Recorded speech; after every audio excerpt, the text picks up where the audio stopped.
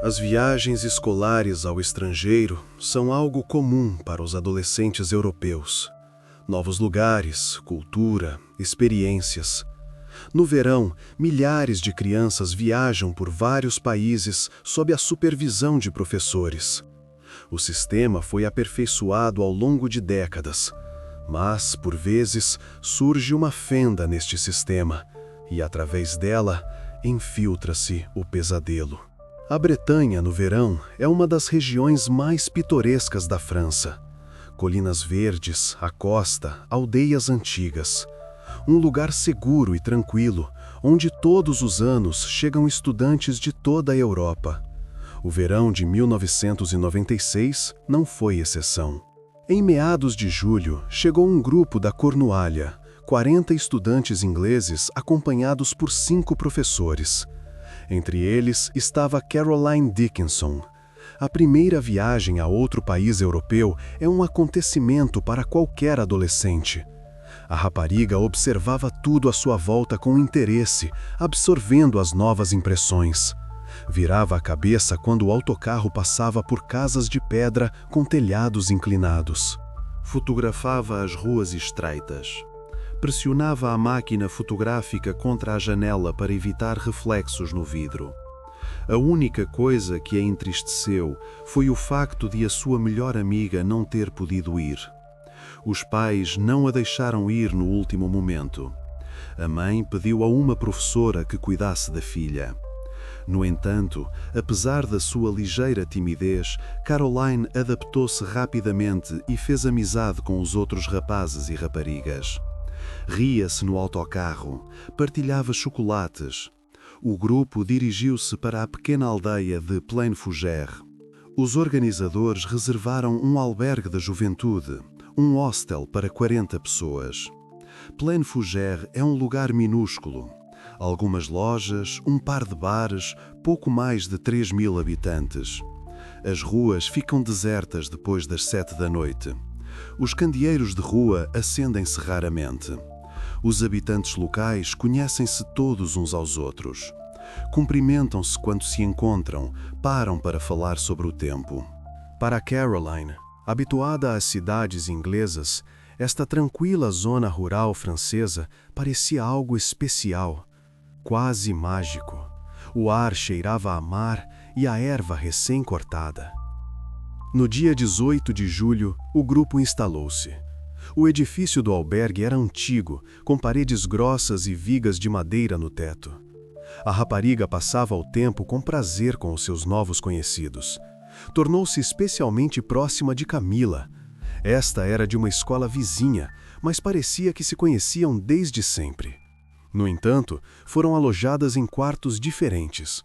No quarto de Camila havia beliches, e Caroline decidiu passar lá à noite, trouxe o seu colchão e estendeu-o no chão, entre as camas. O saco-cama era azul, com o emblema da escola cosido. As raparigas conversaram durante muito tempo antes de dormir, em sussurros, para não incomodar os outros. Falaram sobre os rapazes do grupo, fizeram planos para o dia seguinte. Depois, cantaram baixinho uma canção sobre as estrelas, até começarem a adormecer. As vozes tornaram-se cada vez mais baixas. As palavras confundiam-se. A respiração mais regular. Camila foi a última a fechar os olhos. Foi o último momento de paz daquela noite. De manhã, quando todos acordaram, Caroline estava deitada onde se tinha deitado, no chão, entre as camas. Mas a sua posição era estranha, completamente diferente daquela em que adormecera, não natural. Um braço estava estendido sobre a cabeça, o outro cerrado num punho. Os olhos estavam bem abertos, a olhar para o teto. Um olhar vazio. Chamaram-na, nenhuma reação. Tocaram-lhe no ombro. Estava fria, rígida. A pele estava cerosa, com um tom acinzentado. Ouviu-se um grito no quarto. Não de imediato. Primeiro houve uma pausa, de 2 segundos, enquanto o cérebro processava o que via. Depois, o grito. Os professores correram para lá. A primeira a entrar foi uma mulher em roupão de banho, com o cabelo despenteado. O que viram deixou-os em choque. Uma das professoras agarrou-se ao umbral da porta. As pernas fraquejaram. Chamaram imediatamente a polícia. Discaram o número com os dedos a tremer. Os gendarmes que chegaram perceberam imediatamente. Tinha acontecido. Um olhar experiente percorreu o quarto, detendo-se no que ocorrera. As circunstâncias eram terríveis. Toda a aldeia de Plaine Fougères ficou paralisada de horror. Algo assim nunca tinha acontecido ali. O último crime ocorrera há cerca de 20 anos e fora uma briga num bar. As crianças estavam num estado tal que era impossível falar com elas. Sentavam-se em silêncio, aliadas, a olhar para um ponto fixo. Algumas abraçavam os joelhos. Uma rapariga balançava-se para a frente e para trás, para a frente e para trás. Ela foi tratada com crueldade. As consequências do que aconteceu foram irreversíveis. Bem no fundo da sua garganta foi encontrado um chumaço de algodão que bloqueava as vias respiratórias. O médico legista removeu-o cuidadosamente com uma pinça e colocou-o num saco de plástico. Caroline era uma aluna aplicada, esforçada, com boas notas. Trazia sempre o boletim para casa com orgulho. Bondosa, prestável. Tocava clarinete na orquestra da escola. Sentava-se na primeira fila da secção de sopros. Uma rapariga normal. O ocorrido chocou a todos, tanto as famílias das crianças como a pacata aldeia francesa, onde algo semelhante nunca tinha acontecido. Os habitantes locais pareciam petrificados. Falavam em sussurros, mesmo em casa, a portas fechadas. Tinham medo de dizer em voz alta o que tinha acontecido. Contornavam o edifício do albergue. Atravessavam para o outro lado da rua. Havia muitos pontos inexplicáveis no caso. A principal questão era: como é que o criminoso entrou no quarto onde dormiam 5 pessoas, passou despercebido e atacou a vítima sem acordar ninguém? Como foi possível fazer tal coisa? Entrar, cometer o ato, sair e ninguém ouvir nada? Como é que ele entrou no edifício passando pelos professores e pela segurança? A resposta surgiu rapidamente. Demasiado rapidamente para ser tranquilizadora. Devido aos regulamentos de segurança contra incêndios, as saídas de emergência não podiam ser mantidas trancadas. Algumas delas ficavam mesmo sem vigilância. Apenas uma porta com uma placa desbotada a dizer saída de emergência, com a tinta verde a descascar. Qualquer estranho podia entrar por estas portas sem qualquer obstáculo. Bastava empurrar e pronto. Nem sequer era preciso esforço. As dobradiças estavam oleadas, não rangiam. Quando as raparigas daquele quarto recuperaram um pouco, a polícia conseguiu interrogá-las. A conversa teve lugar na cozinha, longe do local dos acontecimentos. Levaram-lhes chá doce. 2 delas recordaram detalhes estranhos. Uma acordou durante a noite. O relógio na parede marcava 4:10 e ouviu gemidos baixos, sons de movimento vindos do lado de Caroline, abafados, como se fossem através de uma almofada. Pensou que a colega estivesse apenas a ter um pesadelo e voltou a adormecer.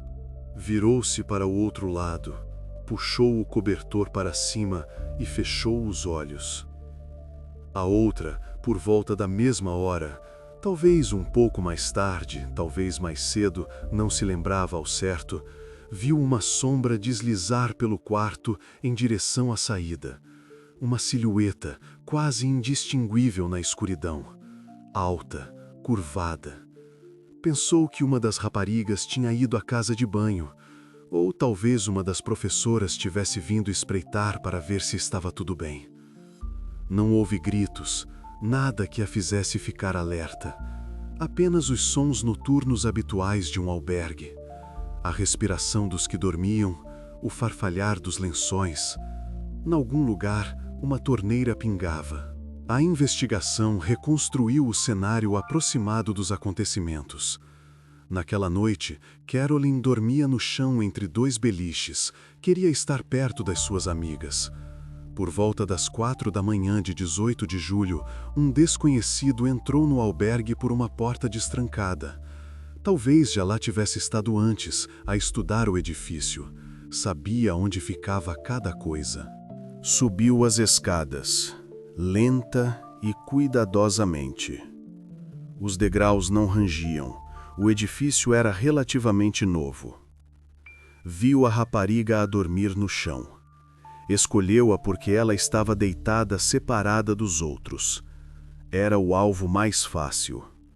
Colocou-lhe um grande chumaço de algodão na boca, aparentemente para que ela não gritasse. Trouxera-o consigo, já preparado. Ela foi tratada com crueldade. Ele agiu em silêncio, metodicamente. Depois, o sensor de movimento desligou-se e a luz apagou-se. O corredor mergulhou na escuridão. O temporizador estava programado para 15 minutos sem movimento. Por volta dessa altura, uma das professoras espreitou pela janela. Fora acordada por um barulho. Uma pancada? Um rangido? O som de um motor? Não sabia dizer ao certo. Esfregou os olhos, levantou-se da cama e aproximou-se da janela, descalça. Afastou a cortina. Viu uma mota a afastar-se do edifício. O farol desenhou uma faixa amarela no asfalto. A luz traseira vermelha dissolveu-se na escuridão. Pensou que fosse apenas alguém a passar. Talvez um habitante local a regressar à casa tarde. Por precaução, a mulher verificou os quartos. Percorreu o corredor descalça, o soalho frio sob os pés. Espreitou pelas portas entreabertas. Todas as crianças estavam nas suas camas e pareciam estar a dormir. A respiração era regular, silenciosa. Alguém ressonava. Alguém murmurava algo durante o sono. Não acendeu a luz para não acordar toda a gente. Não havia motivo para isso. Voltou para sua cama. Cobriu-se com o cobertor. Mais tarde, foi com base no seu testemunho que se elaborou o primeiro retrato falado do suspeito. Ela lembrou-se do rosto à luz do candeeiro. Por um segundo, não mais, mas lembrou-se. A investigação decorreu em total sigilo. Os pormenores não foram divulgados. Aos pais das outras crianças foi dito o mínimo, apenas o essencial, que tinha havido um incidente, que a investigação estava em curso e que as crianças estavam seguras. Aos habitantes locais também. No bar, discutia-se em sussurros, mas ninguém sabia nada ao certo. Isto contrastava fortemente com a prática britânica, onde, em tais casos, se realizam conferências de imprensa e se apela à participação do público para recolher informações. Câmeras, microfones, apelos a testemunhas. No entanto, a abordagem francesa deu resultados surpreendentemente rápidos. Apenas 2 dias depois, foi anunciado. O homem que confessou o que aconteceu a Caroline Dixon foi detido. A notícia chegou na manhã de quarta-feira. O suspeito era Patrice Padet, de 40 anos, um sem-abrigo com antecedentes criminais. Foi imediatamente investigado. O homem tinha condenações por maus tratos e agressões. Uma lista inteira de 3 páginas. Além disso, era dependente de álcool e drogas. O seu estilo de vida também levantava questões. Dormia onde calhava, em parques, debaixo de pontes, por vezes em edifícios abandonados. Tinha sido visto na zona naquela semana. Uma testemunha afirmou que Padet tinha pedido trocos perto da loja no dia anterior ao incidente. Mas com Caroline foi possível recolher material biológico do criminoso, ADN. Foram recolhidas amostras de Padet para análise e comparação. Uma zaragatoa da cavidade oral, uma amostra de sangue. Os resultados chegaram alguns dias depois. Um envelope selado com o carimbo do laboratório. Não havia correspondências. 0%. Nenhum único marcador. O principal suspeito foi ilibado e riscado da lista. Pediram-lhe desculpa e libertaram-no. Não foram encontrados outros candidatos. A investigação voltou ao ponto de partida. Nenhuma pista. Um beco sem saída. O corpo foi enviado para os pais em Inglaterra após todas as perícias. Um caixão de zinco, documentos para o transporte. O caixão foi selado. A última vez que veriam a filha seria apenas em fotografias. Uma multidão compareceu ao funeral. A igreja não tinha capacidade para todos. As pessoas ficaram do lado de fora, no cemitério. Todos esperavam que o culpado fosse encontrado rapidamente. O padre falou sobre isso no seu sermão, mas passaram vários meses. Nada. O verão deu lugar ao outono. Passou um ano. A mesma história. A investigação estagnou. Nenhuma notícia, nenhuma atualização. Os ficheiros jaziam numa gaveta. A polícia francesa começou a ser criticada por falta de profissionalismo e pela abordagem incorreta. Artigos nos jornais ingleses. Concentraram todos os seus esforços em Patrice Padet, que se revelou inocente, e deixaram escapar o verdadeiro criminoso. A inação da polícia levou o pai de Caroline, John Dickinson, a ir ele próprio à Bretanha no aniversário do ocorrido. Comprou um bilhete de ferry, atravessou o Canal da Mancha e foi até a aldeia num carro alugado. Agradeceu publicamente aos habitantes locais pela ajuda, recordou a tragédia e apelou para que comunicassem qualquer informação, por mais insignificante que parecesse. A sua voz tremia. Leu de um papel que escrevera em casa, ensaiando em frente ao espelho. Implorou por ajuda para apanhar o culpado. Estava na praça em frente ao albergue, no mesmo local onde, um ano antes, a sua filha tinha sido levada. As pessoas ouviam em silêncio. Algumas choravam. Uma velhinha benzeu-se. Os pais estavam furiosos com o trabalho dos detetives franceses. Nenhuma transparência, nenhum envolvimento do público. As testemunhas mal foram procuradas. Não houve anúncios na televisão. Era como se o caso tivesse sido arquivado e esquecido. Uma pasta na prateleira, a acumular pó. Então, os pais iniciaram a sua própria investigação, apesar de mal falarem francês e não terem a menor ideia de como funcionava o sistema de justiça em França. Estudaram tudo do zero. Contrataram tradutores. Pagavam 100 libras por hora. Leram as leis. O Código de Processo Penal francês, um livro grosso de capa azul. Telefonaram a advogados internacionais, especializados em casos transfronteiriços. Levou muito tempo, mas a conclusão foi uma: os métodos utilizados eram extremamente ineficazes. Os pais ficaram chocados ao descobrir que até as impressões digitais no local do crime foram recolhidas de forma negligente. O técnico só apareceu 3 dias depois, quando metade das superfícies já tinha sido limpa. Nos primeiros dias, os investigadores limitaram-se a ir de casa em casa falar com os habitantes. Faziam perguntas gerais. Viram algo suspeito? Não tomavam notas adequadas. O bloco de notas no bolso permanecia fechado. Mas o detetive principal recusou-se a recolher amostras de DNA de todos os homens da aldeia. E não eram muitos, talvez 300, 400. Disse que isso violaria os direitos dos cidadãos.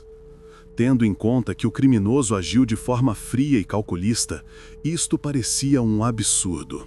O pai da vítima estava convencido. O culpado ou vivia ali, ou algures por perto. Conhecia perfeitamente a área. Caso contrário, não teria conseguido entrar e sair tão facilmente sem ser notado. Sabia onde estavam as portas estrancadas. Conhecia a planta do edifício. Talvez até já lá tivesse estado antes, a estudar o local. Quanto mais os pais se aprofundavam no trabalho da polícia francesa, mais se indignavam. Cada novo detalhe acrescentava mais lenha à fogueira. Por fim, recorreram ao Ministério dos Negócios Estrangeiros para pressionar a liderança das agências francesas e conseguir uma investigação adequada. Uma carta oficial em papel timbrado. A campanha que lançaram deu resultado em agosto de 1997. Artigos nos jornais. O The Times saiu com uma manchete na primeira página. Cartas a funcionários públicos. Uma petição recolheu 5.000 assinaturas. Os meios de comunicação social criticaram duramente os gendarmes. Isto levou mesmo ao afastamento dos detetives que inicialmente conduziram o caso. Em silêncio, sem anúncios. Simplesmente, um dia, deixaram de trabalhar neste caso. O novo investigador principal viu imediatamente os erros cometidos. Abriu a pasta do caso e apenas abanou a cabeça. Decidiu-se reexaminar as escassas provas e verificar novamente a maior parte da informação. Já tinha passado mais de um ano desde o incidente, pelo que era difícil. A memória das testemunhas tinha-se desvanecido. Não me lembro bem, parece-me, talvez. Os detalhes tornaram-se turvos, como uma fotografia debaixo d'água. As testemunhas-chave foram interrogadas novamente. Foram convidadas para a esquadra, ofereceram-lhes café. Com base nos seus depoimentos, foi elaborado um retrato falado atualizado do suposto culpado. O desenhador trabalhou durante 2 dias. As linhas do rosto mais precisas, os detalhes mais nítidos, a forma do nariz, o formato dos olhos. A informação foi imediatamente divulgada, para não repetir os erros anteriores. Foram afixados panfletos por toda a região. Além disso, o tribunal acedeu ao pedido dos pais para realizar uma recolha massiva de ADN de todos os homens da cidade onde a sua filha morreu. O juiz pensou durante muito tempo e depois assinou a ordem. Este foi o primeiro caso de tal magnitude na história forense da Bretanha. O pai de Caroline estava convencido de que o criminoso era um local. A lógica era simples, conhecia a planta, sabia a que horas todos dormiam. Mas quando as amostras foram comparadas, não se encontraram correspondências. Um a um, os homens foram excluídos. 350 pessoas foram testadas, todas limpas. Foi necessário procurar outras abordagens, alargar a área de busca, não apenas a aldeia, mas também os arredores. Um raio de 30 quilômetros. E foi aqui que o novo detetive descobriu uma ligação curiosa com um caso na cidade vizinha de Saint-Malo. Descobriu-se que, na mesma noite em que Caroline foi atacada, um desconhecido entrou num albergue da juventude em Saint-Malo, onde pernoitavam estudantes. Eles também tinham vindo à Bretanha para uma excursão, tal como os estudantes ingleses. O estranho entrou num quarto onde dormiam 4 adolescentes. A porta estava entreaberta, mas foi imediatamente notado. Acenderam a luz e fizeram barulho. Um grito acordou todo o andar. Ele fugiu, correu para o corredor e desapareceu. Desceu as escadas a correr, sem sequer tentar explicar-se. O comportamento coincidia com o que acontecera no albergue onde Caroline foi atacada. O mesmo modus operandi. A mesma maneira, a mesma confiança nos movimentos.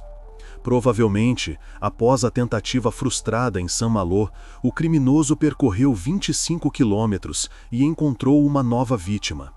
A distância de Mota, meia hora de viagem. Tal como outras pistas importantes, esta informação foi completamente ignorada na investigação inicial. Simplesmente não ligaram os 2 incidentes. Cidades diferentes, gendarmerias diferentes. A informação não é partilhada. Como ninguém ficou ferido em Saint-Malo, havia poucos dados. Foi apresentada a queixa, mas o caso foi encerrado uma semana depois.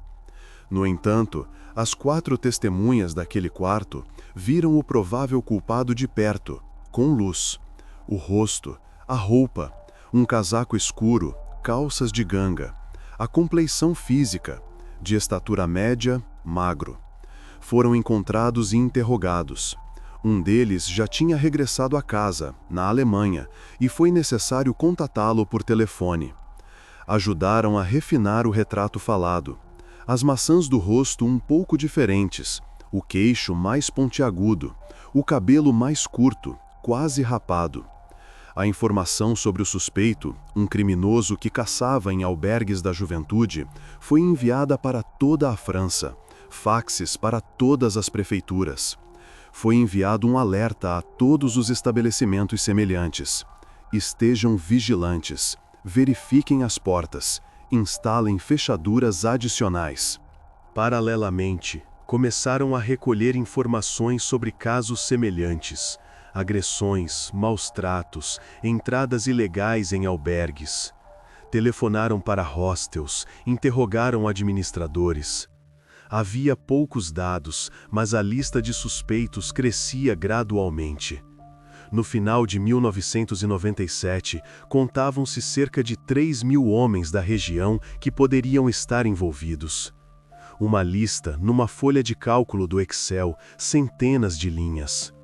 Para encontrar o verdadeiro culpado, era necessário testá-los a todos, recolher amostras de ADN e compará-las.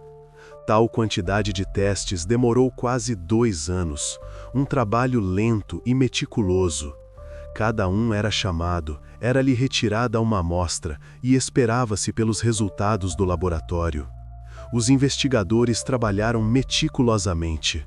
Em breve, notaram que um nome surgia regularmente nos autos do processo: Francisco Arce Montes. Vez após vez, casos diferentes, anos diferentes, mas o nome era o mesmo. Um cidadão espanhol de 47 anos, com um vasto historial criminal por toda a Europa. O dossiê era grosso, a pasta não fechava. Foi detido pela primeira vez na Alemanha nos anos 80, apanhou 5 anos por maus-tratos. Cumpriu 3 anos e meio, saiu em liberdade condicional. Depois, houve uma agressão nos Países Baixos, alguns meses de prisão. Pena suspensa no final. A detenção seguinte, 1994, França, tentativa de agressão num albergue da juventude. A sua descrição coincidia exatamente com o retrato falado, elaborado com base nos depoimentos das testemunhas. 1,75 m de altura, compleição magra, traços faciais, angulosos, maçãs do rosto salientes. Quando os detetives estudaram o processo criminal do homem, descobriram que ele tinha pelo menos 10 episódios por toda a Europa e agia sempre segundo o mesmo padrão. O modus operandi era reconhecível. Todos os crimes, maus-tratos a raparigas e adolescentes em hostels da juventude, sempre à noite. Sempre através de portas destrancadas. Nunca arrombava, nunca forçava. Simplesmente encontrava uma porta aberta e entrava. Infelizmente, não foi possível localizá-lo de imediato. Provavelmente, a razão foi o fato de o homem ser um migrante, deslocando-se constantemente entre países. Podia estar em qualquer lugar da Europa e até fora dela. Sem residência fixa, sem morada, sem deixar rastro. Pagava em dinheiro, não se registrava em lado nenhum. No final dos anos 90, o nome de Francisco Arce Montes era conhecido por todas as forças policiais da Europa. A Interpol abriu-lhe uma ficha. Mas ele, como que sabendo que estava sendo procurado em ligação com o caso de Caroline, desapareceu. Até o início dos anos 2000, não houve vestígios.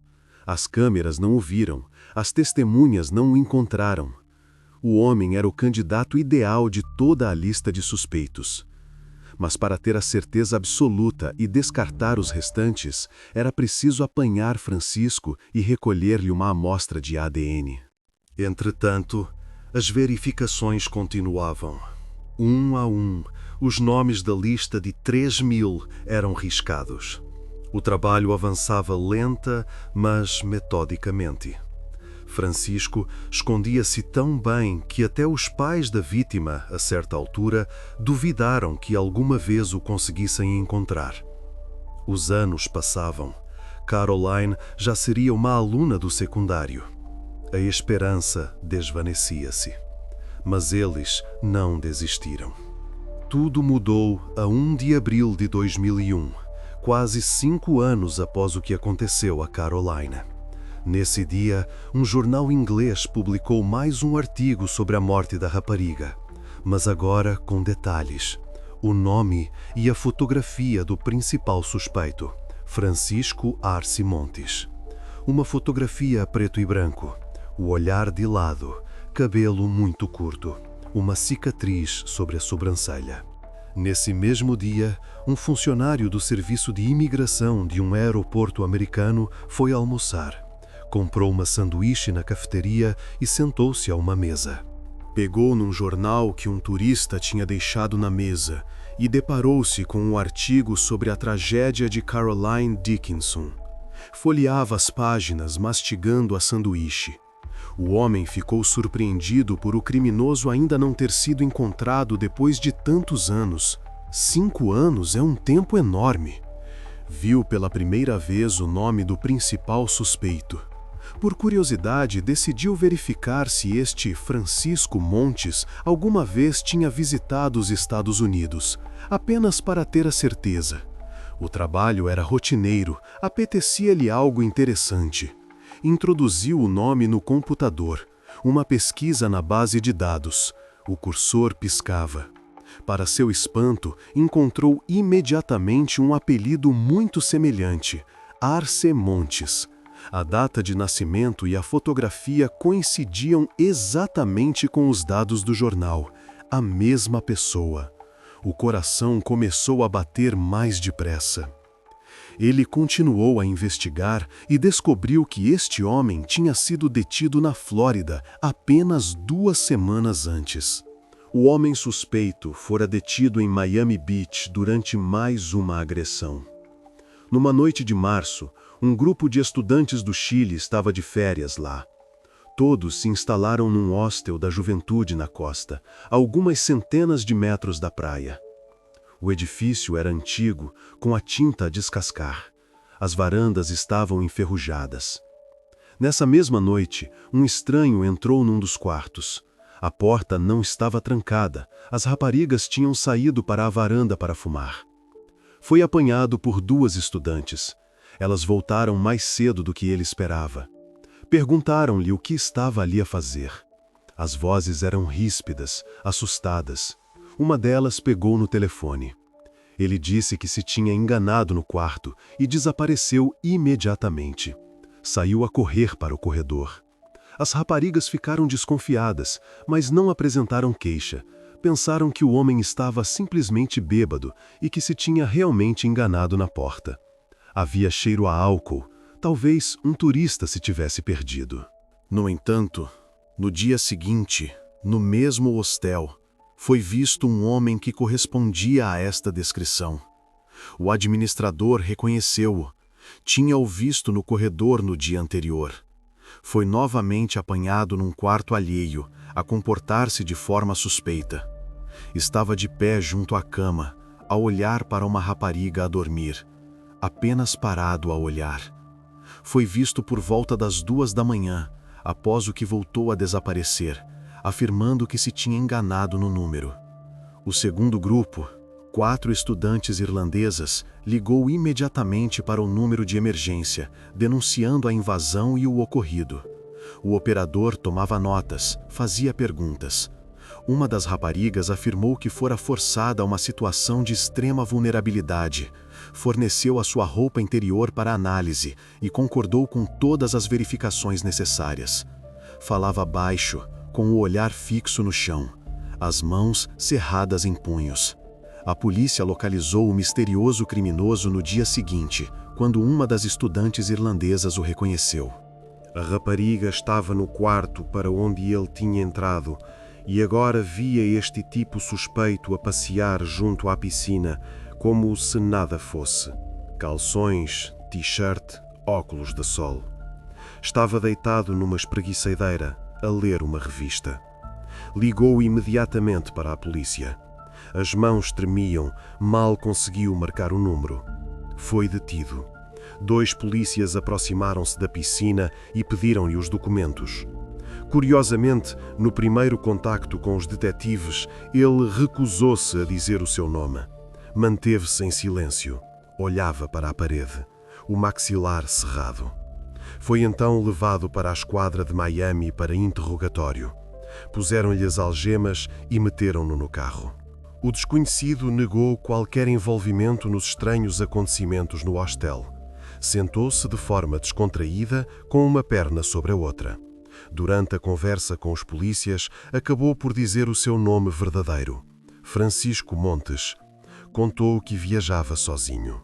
Tinha passado muito tempo na América do Sul, em países europeus, incluindo Alemanha e França, e agora viajava pelos Estados Unidos. Enumerava cidades, datas. Durante o interrogatório, fez observações estranhas e comprometedoras. Insistiu que não tinha cometido nada de ilegal, que apenas tinha entrado acidentalmente em quartos alheios por estar bêbado. Francisco perguntou várias vezes, irritado, se a masturbação era ilegal no Zeuá, insinuando que as suas ações eram inofensivas. A voz tornava-se mais alta, batia com o punho na mesa, comportava-se de forma desafiadora e francamente estranha. Os detetives trocaram um olhar. No final, fez um teste de ADN e ficou detido para averiguações. Uma amostra de sangue, uma zaragatoa. Quando o funcionário do aeroporto leu o relatório policial sobre Francisco Montes, ficou impressionado com a semelhança do caso no hostel de Miami com os acontecimentos em França, relacionados com o que aconteceu a Caroline Dixon. Demasiadas coincidências. Ele percebeu que o provável criminoso podia ser libertado sob fiança a qualquer momento e desaparecer novamente. Evaporar-se. Comprar um bilhete para o México e pronto. Por isso, tentou imediatamente contactar a polícia francesa. Encontrou o número da Gendarmeria da Bretanha. Infelizmente, ele não falava francês e a mulher do outro lado da linha não entendia inglês. Mas durante a conversa, ele continuou a repetir o nome Caroline Dickinson, vez após vez, lentamente, sílaba por sílaba. Por fim, a operadora deu-lhe um número de telefone. Anotou-o num papel e ditou-o. Assim, conseguiu contactar um cônsul britânico reformado, que durante muitos anos trabalhou como tradutor na gendarmeria local. A princípio, o homem ficou indignado com a chamada precoce e sem cerimônias de um estranho, mas rapidamente percebeu que a situação era séria. O tom de voz mudou, tornou-se concentrado, profissional. O funcionário do aeroporto transmitiu toda a informação de que dispunha, forneceu dados dos relatórios policiais, números de processo, datas, nomes. O ex-cônsul também notou a impressionante semelhança entre estes casos de agressão. O mesmo padrão, os mesmos detalhes, as mesmas frases. Enganei-me no quarto. Finalmente, surgiu uma oportunidade real de resolver o caso de Caroline. Mas havia um enorme problema: a distância. A qualquer momento, Francisco podia sair sob fiança e desaparecer novamente, partindo para qualquer ponto do mundo. Um oceano entre eles. Agora, agiam em conjunto. O funcionário do aeroporto contactou a polícia de Miami. Tentou por todos os meios convencer os colegas americanos a manter Francisco sob custódia o máximo de tempo possível para realizar as verificações necessárias. Telefonava várias vezes por dia, explicava a importância. Paralelamente, através do ex-cônsul, mantinham o diálogo com os detetives franceses. Os fusos horários eram diferentes. Era preciso telefonar à noite. Conseguiram convencê-los finalmente ao fornecer não só o nome, mas também a data de nascimento de Francisco Montes. Coincidia com os dados das autoridades francesas. Dia a dia. Descobriu-se que Francisco, depois de vaguear pela Europa, foi para os Estados Unidos e trabalhou lá como camionista de longo curso. Conduzia caminhões pelas autoestradas, milhares de quilômetros por semana. Dormia na cabina, comia em restaurantes de beira de estrada. Finalmente, após a sua detenção na Flórida, em março de 2001, foi identificado como o principal suspeito no caso de Caroline Dixon, ocorrido em França 5 anos antes. Nessa altura, os jovens agredidos em Miami identificaram Francisco como o homem que entrava nos quartos do albergue. Uma sessão de reconhecimento. Todos apontaram para ele. Isto permitiu mantê-lo detido por tempo suficiente. Para a comparação de ADN, foram enviados de França os resultados das análises do material biológico encontrado em Caroline. Um envelope com um selo vermelho. Este foi o momento da verdade para os investigadores europeus e para os pais. Alguns dias depois, chegaram os resultados. Um fax com números. O papel saiu lentamente da máquina. A correspondência era quase de 100%. 19 marcadores em 20. A extradição de Francisco Montes dos Estados Unidos para a França demorou 6 meses. Papelada, acordos, tribunais. Os advogados tentaram protelar. Foram necessários mais 2 anos para obter uma confissão. O homem confessou os maus-tratos à rapariga em França, mas afirmou que o que aconteceu a Caroline Dickinson foi um acidente. Não queria, não planejou.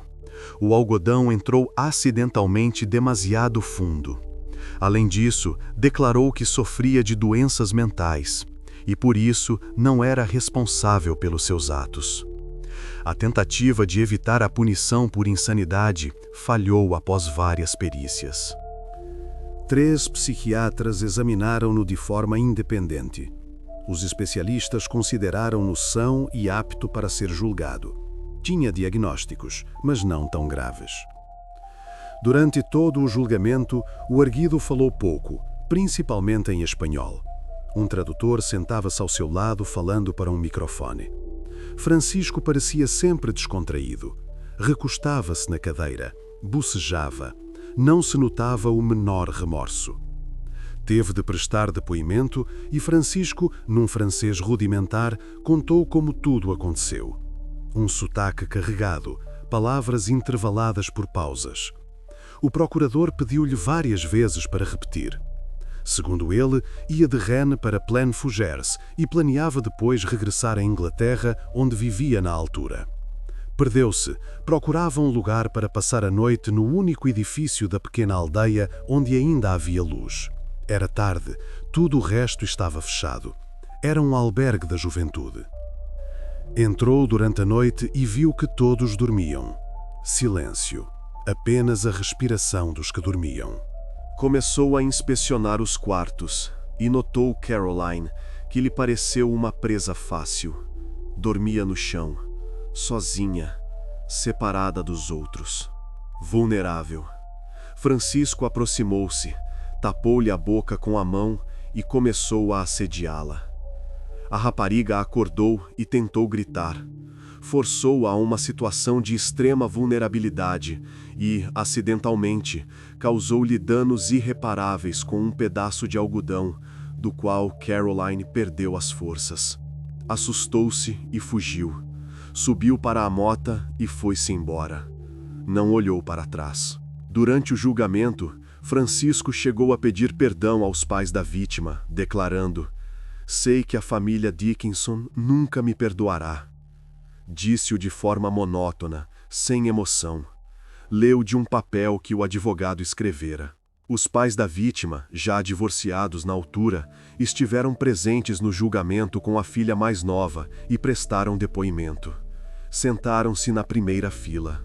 A mãe e o pai contaram que a sua filha era ainda uma menina inocente, que apenas queria ver o mundo e visitar outros países. O seu sonho começara a realizar-se nesta viagem. Pela primeira vez no estrangeiro, pela primeira vez sem os pais. Os pais deixaram Caroline ir na viagem sem hesitar, considerando a França um país seguro e a filha sob a supervisão fiável dos professores. O grupo deveria visitar vários locais interessantes com excursões. Ninguém imaginava como a viagem terminaria. Caso contrário, não a teriam deixado ir, de maneira nenhuma. Não perdoaram o criminoso. Olhavam para ele com ódio. A mãe chorava, o pai cerrava os punhos. No tribunal, foram revelados pormenores da vida do arguido. O perito em psiquiatria depôs durante 2 horas. Os problemas mentais começaram na adolescência. Surgiram sintomas de toque. Era literalmente obcecado pela higiene. Abria portas e acendia luzes com um lenço. Tentava não tocar em nada com as mãos.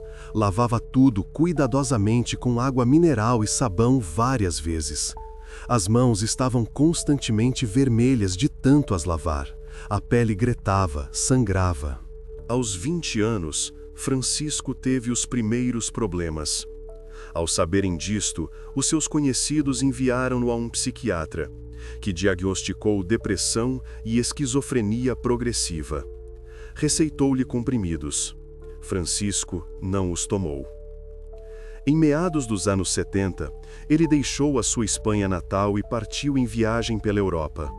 Levava uma vida de sem-abrigo, fazia biscates como empregado de mesa, porteiro de hotel ou motorista, mas vivia principalmente do dinheiro que o pai lhe enviava. Transferências 1 vez por mês. O pai era abastado, dono de um negócio. Um conhecido descreveu: o arguido conhecia todos os albergues da juventude da Europa e caçava raparigas. Fazia mapas, anotava moradas. Um caderno de notas com moradas, provas no processo. E interessavam-lhe raparigas muito jovens. As que tinham mais de 20 anos, considerava-as velhas. Este mesmo amigo contou que, uma vez, durante uma conversa, Francisco admitiu não ver mal nenhum em causar danos irreparáveis a uma pessoa. Disse calmamente, como se falasse do tempo. Todos partem um dia. Soou assustador.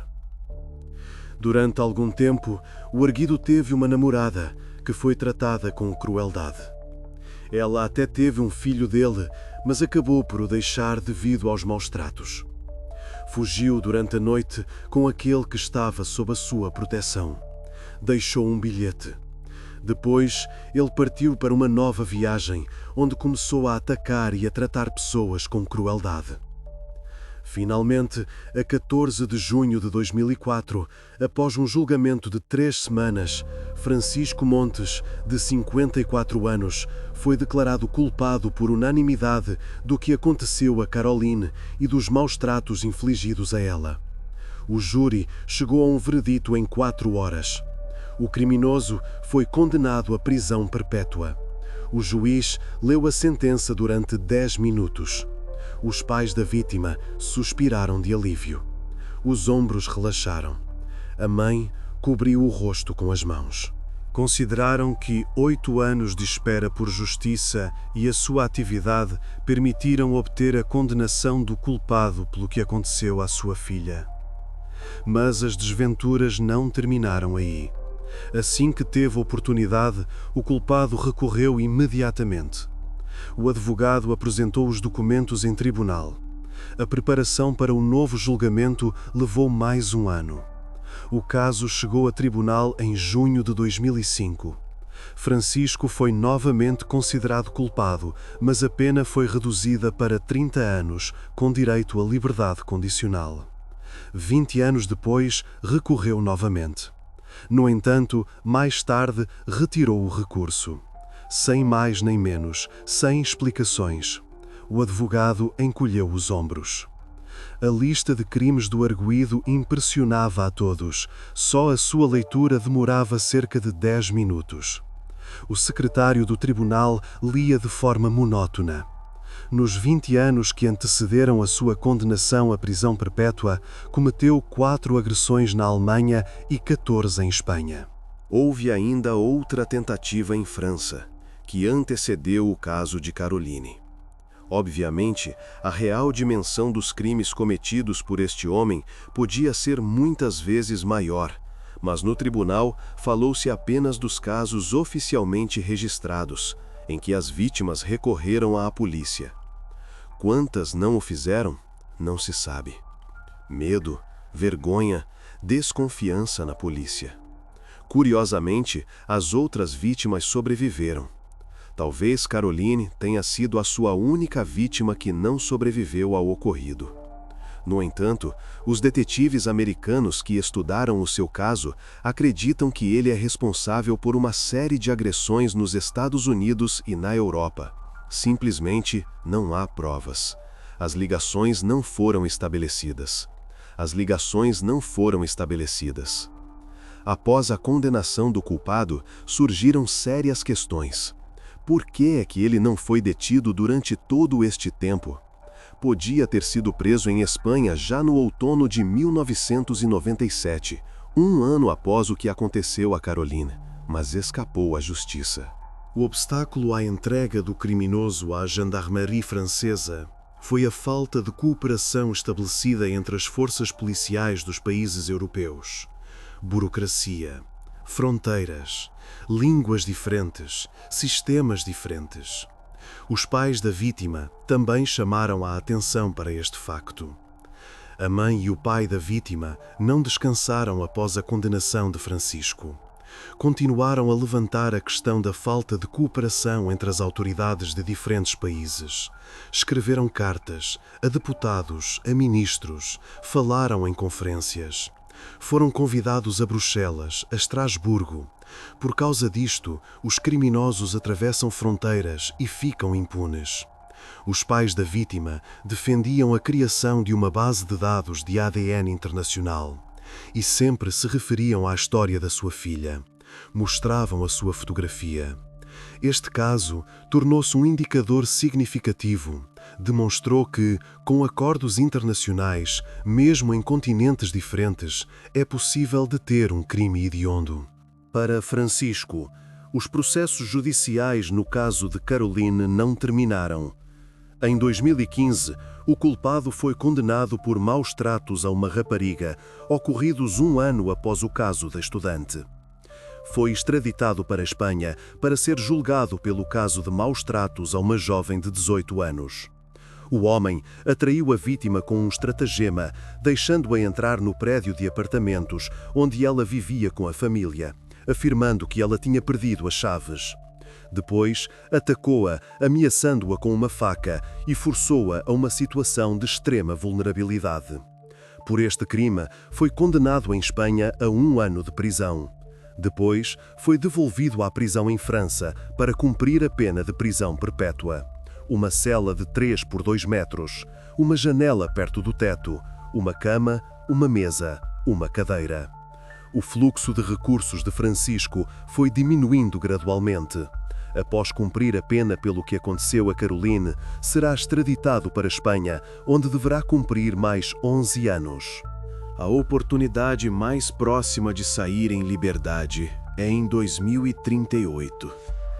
No entanto, é pouco provável que o culpado chegue a viver até ao seu 88º aniversário atrás das grades.